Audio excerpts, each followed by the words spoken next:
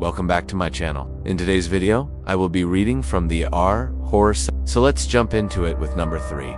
My son was always different. At age 4, he had the vocabulary of an 8. By age 5, he was doing algebra and reading at a 6th grade level. He was smart in all areas, not just academics. For example, he could tell you the capital of every country on earth by heart. He also knew everything about geography, history, mythology, religion, cultures, etc. My husband and I are both university professors. We work in completely different fields than our son's interests. Yet he was so advanced that we never really had to worry about his education. We were too scared of what would happen if we tried to push him. He would read entire books in one sitting and then tell us everything in them verbatim. He started watching TV by himself when he was 3 years old. And when we found out, we stopped letting him watch altogether. That didn't stop him. He figured out how to change the TV channels himself and started watching horror movies when he was just 3 or 4 years old. One day I walked in on him while he was watching a very violent movie. He didn't even flinch when I screamed and yelled at him for watching such a thing. He looked at me as if I was the crazy one. After this incident, we installed child locks on all of the TVs in our house. My son just shrugged it off and figured out how to bypass the locks. Then he started ordering horror movies online without our knowledge.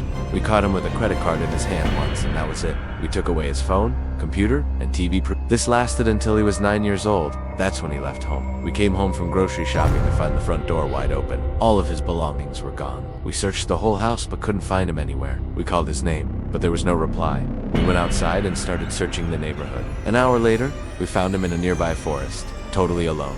When we asked him why he ran away from home, he told us that he wanted to live on his own because he was tired of being treated like a baby. From that day on, we tried extra hard to treat him like an actual child, but our efforts were fruitless. He still saw himself as an adult and distanced himself from us more and more. He stopped talking to us unless he had to. At age 14, he dropped out of school and got a job at a gas station. He saved up money and bought a car. Then he started coming home only to sleep. During the day, he would hang out with friends, most of whom were older men. Every night he would go out with his friends and come home with different kinds of injuries, bruises, cuts, burns, etc. Once we found a broken bottle in his backpack. We confronted him, and he told us that one of his friends had stabbed him with it during a fight. Since then, we haven't dared to ask any questions. Now my son is 18 years old and has graduated high school. He moved out of our house a year ago, and now lives with some of his weird, much older friends. He rarely visits us and never lets us see his face. When we do see him, we can see that he has grown into a handsome young man. Yet his eyes scare us. They seem soulless and emotionless,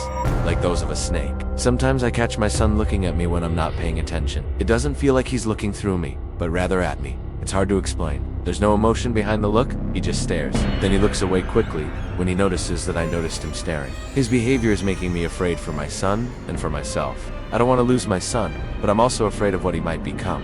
The way he acts is not normal. He is hiding something and is driving me crazy. I've tried everything to get close to him again, but nothing works. All my efforts are futile. Maybe one day he will return to us, but until then, we can only wait and hope. Yeah. That one was kind of creepy. This next one is going to be number 2. I was working in a call center when I got this call. The lady who called sounded very stressed. She kept saying she was sorry for calling so late, but I told her that it was fine and that she should just relax and talk to me. She began to ask me questions about my life, where I lived, etc. I answered all of her questions honestly, but I couldn't help but notice that her voice sounded strangely distorted, like I could hear the bones in her throat crunching and popping. I tried to ignore it and continued answering her questions, but then she asked me something that made me uncomfortable. She asked me if I had ever killed anyone.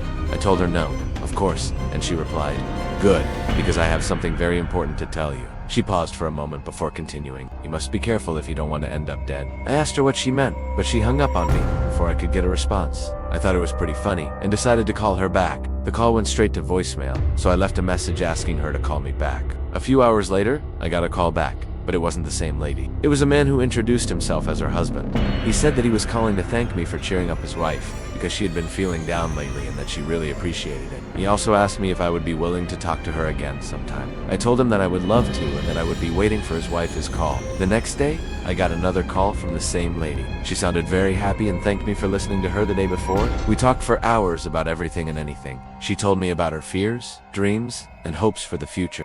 I listened patiently and offered my support and understanding whenever I could. She told me that she was going through a difficult time in her life, and that she felt like nobody understood her. She also told me that she had tried to take her own life several times, but that she was too afraid to do it on her own. She asked me if I could help her, but I couldn't bring myself to say yes. I knew that I couldn't risk getting involved with someone who was so unstable. Still, I felt bad for her. So I offered to be her friend and told her that she could always call me.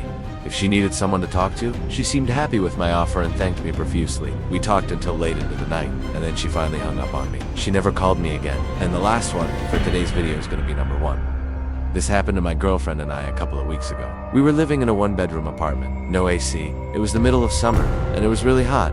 One night, around 2 a.m., we heard what sounded like screams in the next apartment. Big guttural screams. Obviously, we were freaked out sitting in our apartment wondering what the hell was next door. Then we started hearing loud footsteps near our door. We looked at each other, freaked out, and turned on all the lights in the apartment. Then the knocking on the door started. My girlfriend and I started yelling at each other, telling each other to answer the door and just to go away. The knocking kept getting louder and more aggressive.